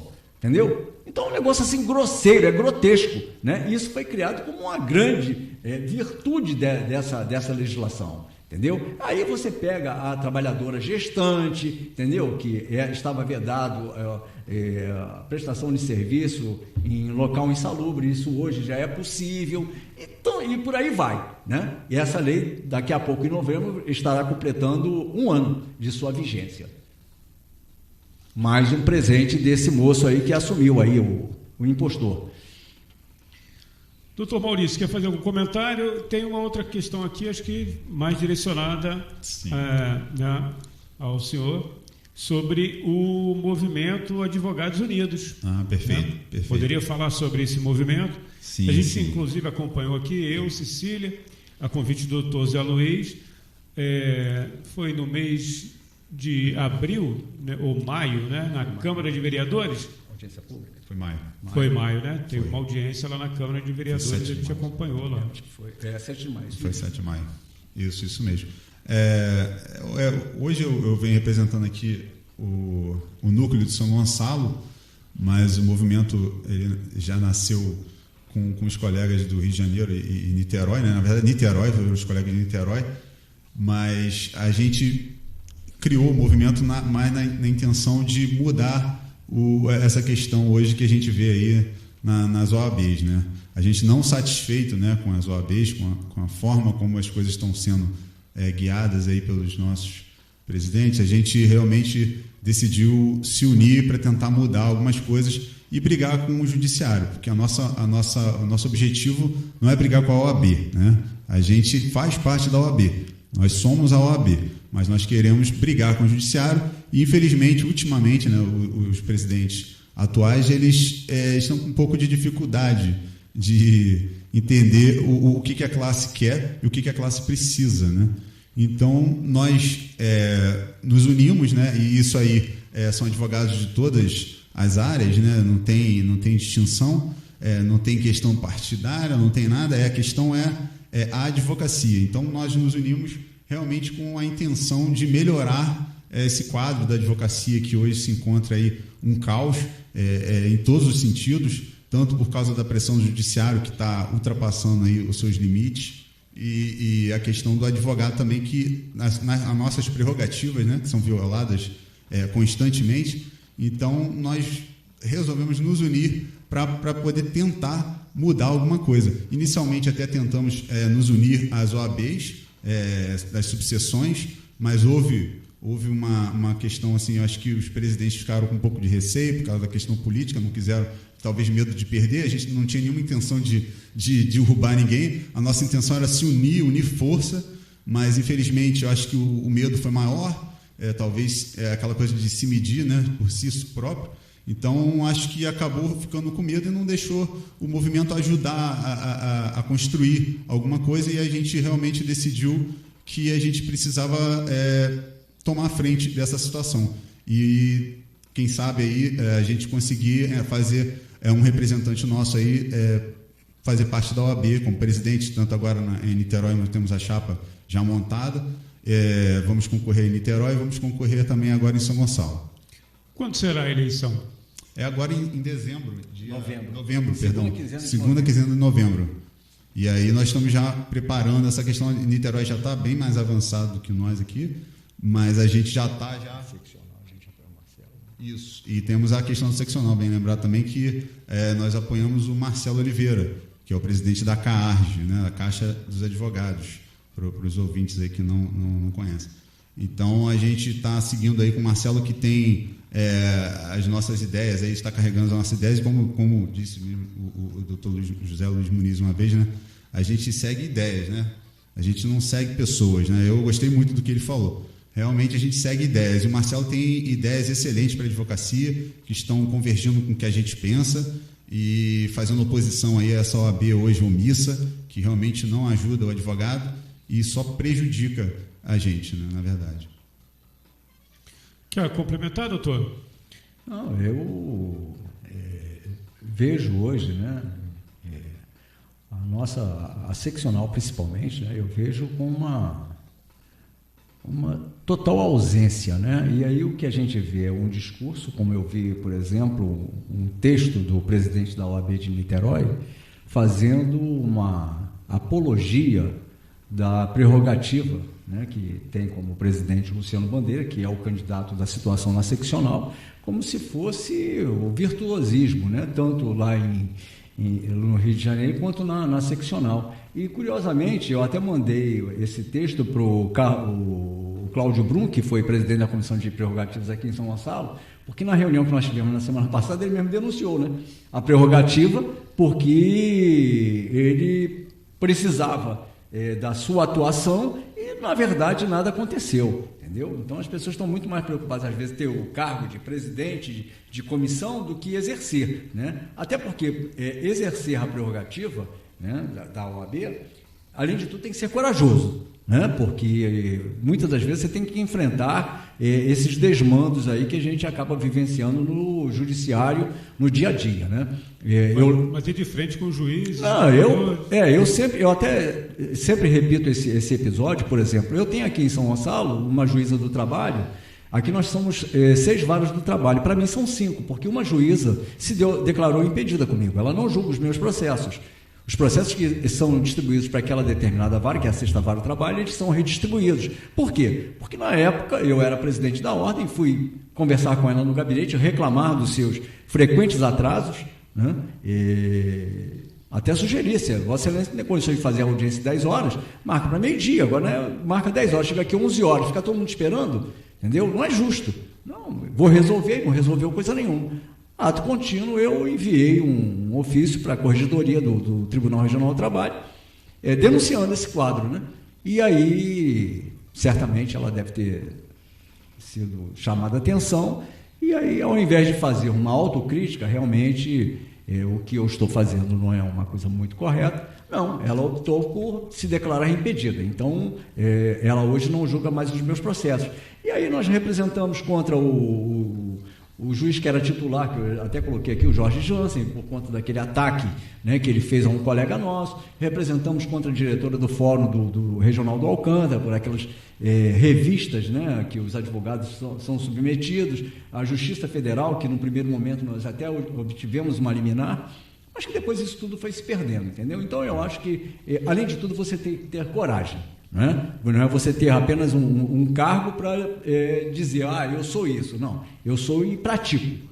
Hoje a OAB, eu acho que optou por fazer uma meia parceria com o Tribunal de Justiça e ficou um pouco presa assim, para defender as nossas prerrogativas, né? Tivemos agora aí até a questão do Sim de Justiça, que fez uma denúncia séria e grave aí contra os desembargadores do Tribunal de Justiça do Rio de Janeiro, e a OAB silenciou, não preferiu não se manifestar. Isso já demonstra. E parece que o CNJ proibiu, né? Proibiu aquela academia, né? Começou pela academia, né? A academia já caiu. A OAB não se pronunciou. Não se pronunciou até hoje sobre isso. A OAB na verdade, o Sim de Justiça que teve a vitória, né? Porque entrou com essa representação no CNJ e já conseguiu essa vitória com relação à academia. Acabou a academia. Lá dentro do tribunal, lá na Erasmo Braga.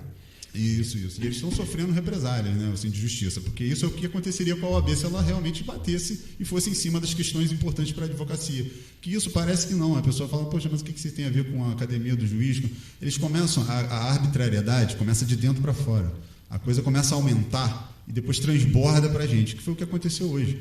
Que hoje a gente tem esse desmando, essa questão das prerrogativas sendo violadas constantemente, porque os juízes de dentro para fora eles foram crescendo. Dentro da eu tudo posso, né? Isso. Eu tudo posso. E esse é financiado pelo dinheiro do contribuinte. Exatamente. E aí agora a gente está vendo até a questão da conciliação sem advogado, que tentaram implementar no Tribunal de Justiça também. Mas não abandonaram a ideia do call center, não, né? Não. Você vai resolver um problema seu por telefone, olha que coisa. E ainda temos aquela questão que eu falei inicialmente do parecer, teve um parecer do Tribunal de Justiça, né, com relação à redução de comarcas. Hoje a gente aí é assoberbado, o processo que não dá conta, o juiz, e eles reduzindo comarca, fazendo o famoso cartorão retornar, que é um cartório só que para o advogado é ruim, né? O ouvinte talvez não entenda, mas centralizar todos os cartórios em um só e reduzir comarcas. Só que eles não chamam de redução de comarca, porque isso não pode. Então eles chamam de aglutinação, alguma coisa de hoje, vão dando outro nome e vão fazendo o que querem, e a OAB realmente não se manifesta. Esse parecer teve até um prazo de 5 dias para a OAB se manifestar, e todos os representantes da MP, DP, que é a Defensoria Pública, o Ministério Público, mas eu não vi nenhuma manifestação. Acredito até que os colegas nem saibam desse parecer. Tem um outro aspecto agora, recente. O ministro do STF, Luiz Fux, acolheu um pedido da magistratura do Rio de Janeiro para sair mais cedo, porque eles estão preocupados com a questão da criminalidade. Sim. Você está entendendo? Quer dizer, a sensação que você tem é que você está na Índia, né? Você tem um regime de castas, entendeu? Sabe? Então, agora foi aprovado, quer dizer, eles vão encerrar o expediente mais cedo, não sei nem qual é o horário, entendeu? Sim. Ao invés de 18 horas. Sim, né? A gente já tem o problema do TQQ, né? Sim. TQQ é o apelido, é o jocoso que a gente coloca, que o juiz é terça, quarta e quinta, né? Quando não tem jogo, né? Não, hoje, por exemplo, né? Nenhum expediente na Justiça do Trabalho nem na estadual. E sexta-feira, como o Brasil venceu hoje, né? Sexta-feira provavelmente vai se dar no mesmo procedimento. Parece que até que a justiça nossa está funcionando legal, a pleno vapor, entendeu? Eu queria até fazer um apelo aqui à Câmara de Vereadores de São Gonçalo, que tem um projeto de lei nosso lá, questão de segurança, falando da questão de segurança, que ali no Fórum do Colubandê, né, e nos outros fóruns também, a gente não tem vaga dos advogados, né? Nós fizemos, o movimento deu entrada aí, junto com o professor Paulo aqui da Câmara de Vereadores de São Gonçalo, a respeito dessa questão de criação de vagas para os advogados, né?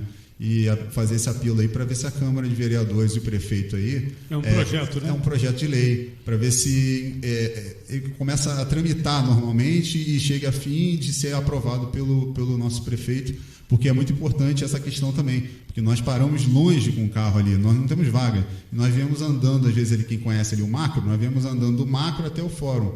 E quando a gente sai tarde do fórum, por algum motivo de audiência, alguma coisa, a gente vem caminhando a pé ali e não tem vaga próxima ao fórum. Então, só deixar essa questão do apelo aí para esse projeto de lei, para ver se os vereadores tocam esse projeto aí para frente e o prefeito aprova para a gente.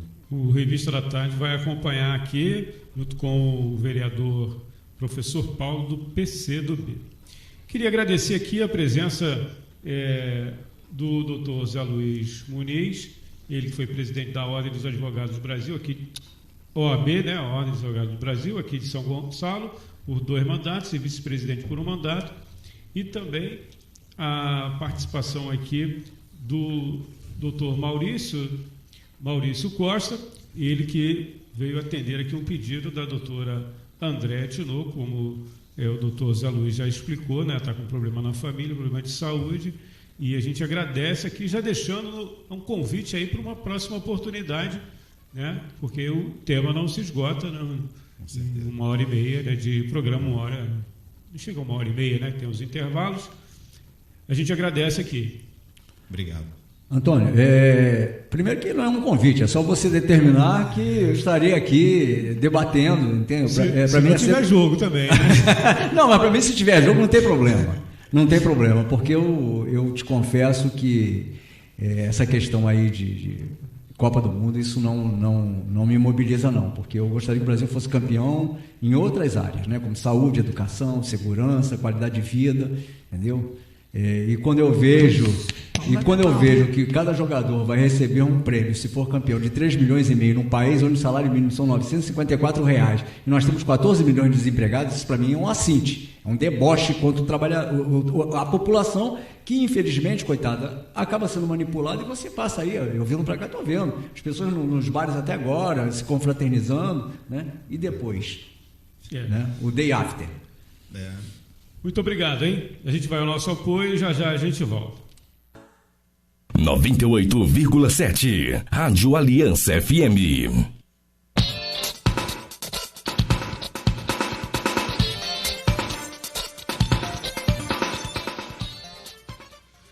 São 6h38, já está na linha conosco. Bilha, muito boa noite, Ademar. Boa noite, Antônio. Boa noite, ouvinte da Rádio Aliança. comemorando aqui ainda a vitória do Brasil do México. Até um dado interessante, até agora na Copa, o Brasil fez 7 gols e recebeu só 1. Então, o 7-1, de certa forma, com esse jogo, está sendo superado. Agora, é importante, né? Enquanto o povo está prestando atenção na Copa, justamente, é um evento importante, a política está acontecendo aqui em Brasília, e o dado mais recente, mais importante, é a pesquisa que saiu na última quinta-feira relacionada às eleições presidenciais, né? Os dados não são muito diferentes das últimas pesquisas, que mostram uma certa estabilidade no cenário com Lula. Lula continua ganhando com 33% dos votos, Bolsonaro tem 15%, Geraldo Alckmin e Ciro tem 4%. No cenário sem Lula, né? Lula hoje está impedido de candidatar devido à condenação em segunda instância, na Lava Jato, está preso inclusive. No cenário sem Lula, Bolsonaro aparece com 17%, Marina Silva com 13%, muito próximo de Bolsonaro. Ciro aparece com 8%, que mostra uma estabilidade dele, e Alckmin vai com uns 3%, que mostra também uma não mudança. Nenhum dos principais candidatos mudou muito. Agora, um dado importante também são os dados de rejeição. Quando foi perguntado para os eleitores quem é rejeitado, a maior rejeição entre os principais candidatos é a de Jair Bolsonaro, 32%. Basicamente, para cada pessoa que diz votar em Bolsonaro, você tem 2 que diz não votar em Bolsonaro de maneira alguma. Lula tem uma rejeição muito próxima da de Bolsonaro também. Fernando Collor também é candidato, aparece só com 1% nas pesquisas. Ele tem a mesma rejeição de Bolsonaro, mas entre esses 4 candidatos principais, né, o Lula, de certa forma, não conta dificilmente se candidatar. Bolsonaro tem o desafio dele, que é a altíssima rejeição. Né? E um dado interessante, né, recentemente, ontem, no México, foi eleito um candidato com um perfil que lembra um pouco Lula, não é nem o Lula de agora, mas um pouco Lula de antigamente, o Lula da década de 90, Lula que era mais realmente à esquerda, que mostra que na América Latina essa tendência da direita ganhar, os candidatos mais conservadores ganhar, parece que ela se reverteu. Candidatos com perfil parecidos com o Bolsonaro não têm ganhado eleições no mundo ultimamente, e as eleições do México parece que confirmaram isso. O candidato com um discurso mais social, por assim dizer, ganhou as eleições. O que pode favorecer o Lula estando fora, talvez o Ciro Gomes, dependendo do caso, do discurso da Marina Silva, mas ela não vai muito por ali, mas tem uma imagem. Então é importante estar prestando um pouco de atenção também no cenário internacional.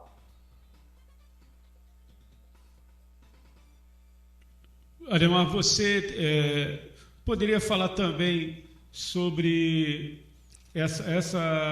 a possibilidade do resultado, né? O Brasil está nas quartas agora, vai enfrentar, não sei, o jogo estava 2-2, eu não sei. Quando é que terminou? Bélgica e Japão? Bélgica virou, foi 3-2, Brasil enfrenta a Bélgica agora na sexta. Deu o grande jogo, talvez o mais difícil de toda a Copa. Então aí, Bélgica enfrentando o Brasil enfrentando a Bélgica.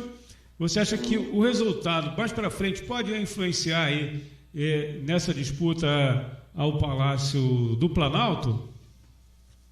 Muito se discute sobre isso. Eu, pessoalmente, acho que candidatos que apostam no medo e na truculência e na revolta sem sentido, como o Bolsonaro, por incrível que pareça, eu acho que tendem a perder um pouco com uma vitória do Brasil, porque o Bolsonaro trabalha muito aquela ideia de que as coisas não só estão ruins, como não podem melhorar, e a gente tem que discutir tudo.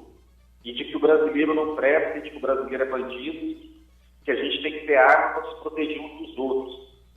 Então, um candidato como Bolsonaro perde um pouco de gás com uma vitória do Brasil.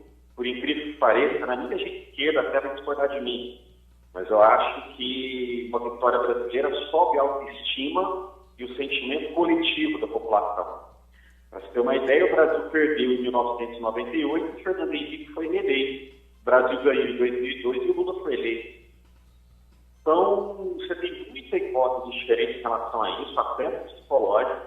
Na minha ideia, é uma ideia que até muita gente vai discordar, mas eu realmente acho que a vitória do Brasil, ela melhora a autoestima e o sentimento coletivo, e isso enfraquece um pouco o Bolsonaro, na minha opinião.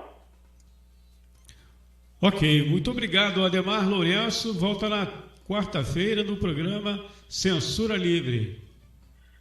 Obrigado, Antônio. Sempre um prazer estar aí, falando contigo, falando com o ouvinte da Rádio Aliança. Até a próxima.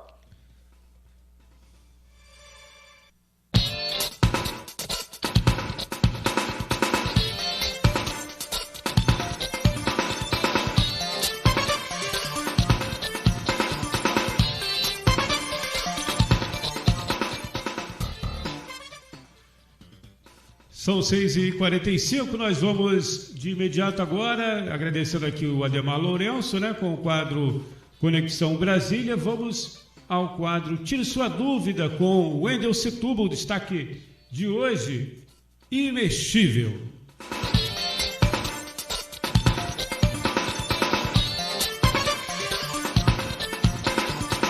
Tire sua dúvida. Com a vitória de Fernando Collor sobre Lula em 1989, Rogério Magri, da Força Sindical, que se opunha à CUT de Lula, foi nomeado ministro do Trabalho. Quando saiu o plano econômico para derrubar a inflação, a imprensa procurou o ministro, que declarou que o plano era imexível. Houve quem pensasse, além de pelego, desconhece a língua portuguesa. Imexível não está dicionarizado, portanto não existe. A questão é, o termo foi criado segundo os princípios da formação das palavras na língua portuguesa? Existe já uma palavra que traduza esta ideia? O fato de não estar dicionarizada não quer dizer nada. A todo momento criam-se palavras. Quando permanecem, entram para o dicionário. Se invencível é quem não pode ser vencido, e impagável é o que não pode ser pago, imexível é o que não pode ser mexido. Irretocável, intocável, seriam sinônimos aceitáveis, mas imexível não é mais completo? Estas considerações são do gramático Evanildo Bechara, um dos maiores de nossa língua. Gramaticalmente, imexível está certo. Na prática, o plano fracassou e Collor e Magri, idem. Por fim, mais uma de futebol. O Botafogo contratou um atacante nos anos 1990 chamado Dimba. Um diretor procurou. Queremos tratar a sua imagem, este apelido não pega bem. Qual é seu verdadeiro nome? Meu nome é Editácio. Ficou Dimba mesmo. Até a próxima, ouvintes. Entrevista da semana.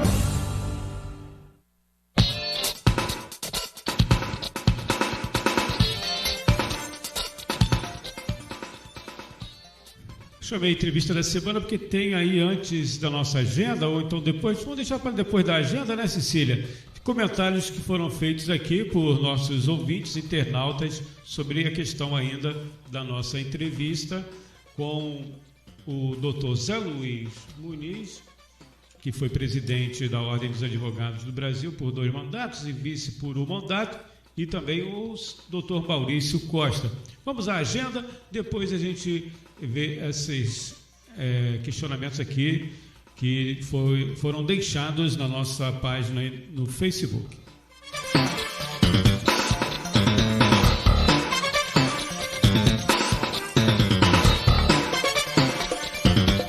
Agenda da semana.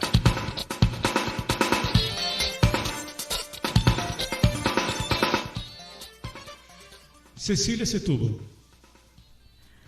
Teve início ontem, na Casa França Brasil, no Rio de Janeiro, a exposição Portais da História, entalhes de Dawson Nascimento da Silva, inspirada na arquitetura colonial e imperial. A mostra vai até o dia 17.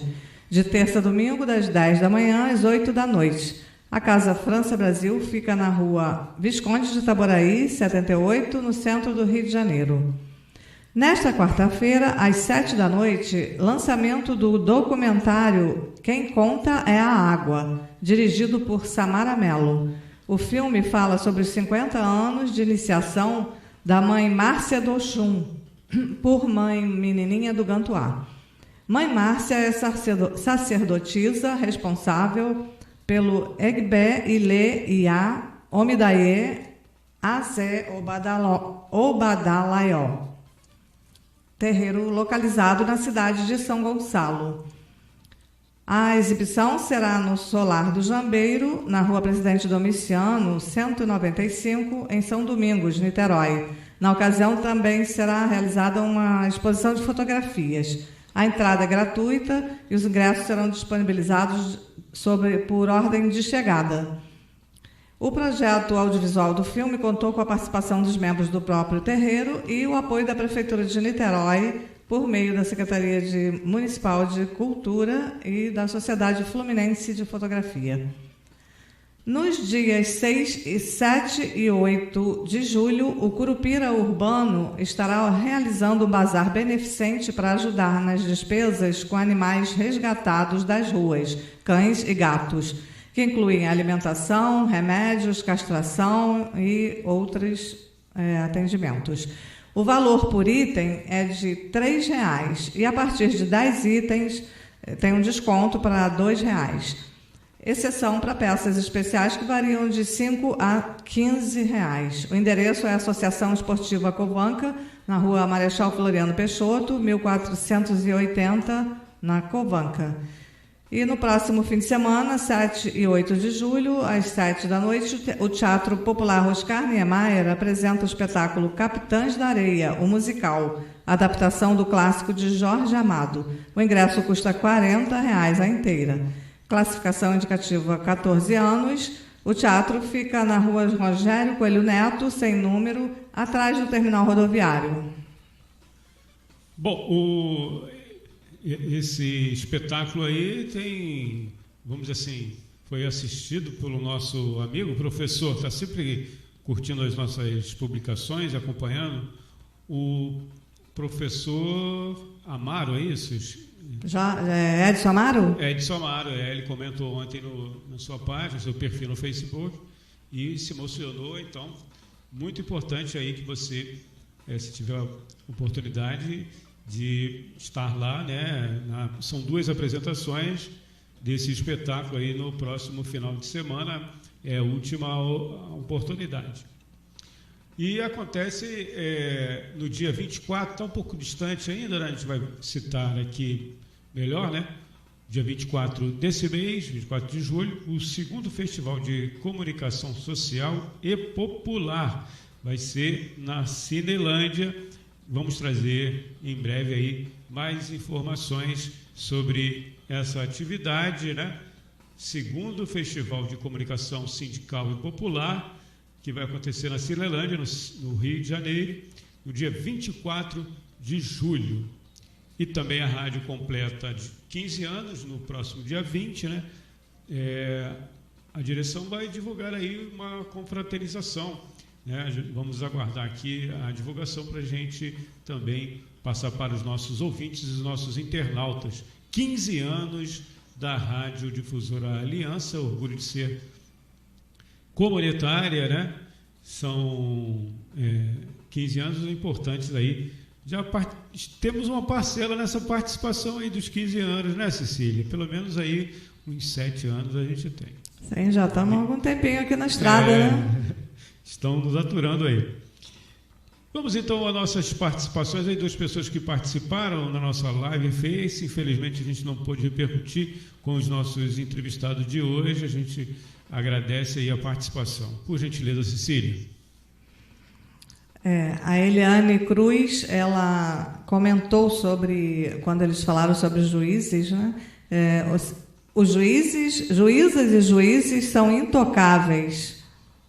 E a Cláudia de Souza, novamente, comentou também que tenhamos mais advogados como vocês, né? Ela se referindo aos nossos convidados, Dr. José Luiz Muniz e Dr. Maurício Costa. Tá certo, nós estamos aqui no programa Revista na Tarde desta segunda-feira, dia 2 de julho de 2018, né? Tivemos hoje a participação aqui conosco dos doutores José Luiz Muniz, que foi presidente da Ordem dos Advogados do Brasil, aqui de São Gonçalo, por 2 mandatos e vice por 1 mandato, e também o Maurício Costa, né? Doutor Maurício Costa, ele que é membro do movimento Advogados Unidos, né? O tema da nossa entrevista da semana, nosso quadro aqui, foi a situação do judiciário e a crise na advocacia. A gente agradece aí quem participou e você que não pôde acompanhar, como eu falei, há pouco você pode acompanhar aí a entrevista na íntegra, né? Ouvindo o vídeo, né, da nossa Live Face, que vai ao término do programa, a gente deixa aqui para você na nossa página, só digitar lá PGM Revista da Tarde.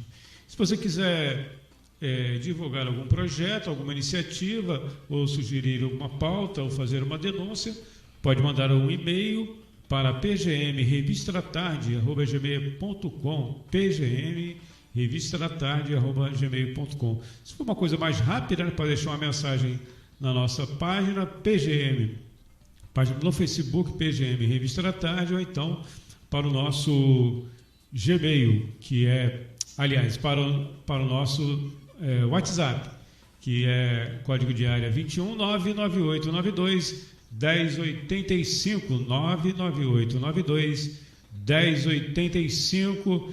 Nós vamos fechar hoje, né, Cecília, com o quadro, o Crônica Musical, sob a responsabilidade do nosso amigo, o Wendel Setúbal, que vai destacar hoje, eles fizeram macumba. E a gente volta na semana que vem, não é isso, Cecília? Gente, se Deus quiser, até a próxima semana. Então vamos fechando aqui o nosso programa de hoje com o quadro Crônica Musical. Um abraço a todos e uma boa noite. Obrigado pela audiência.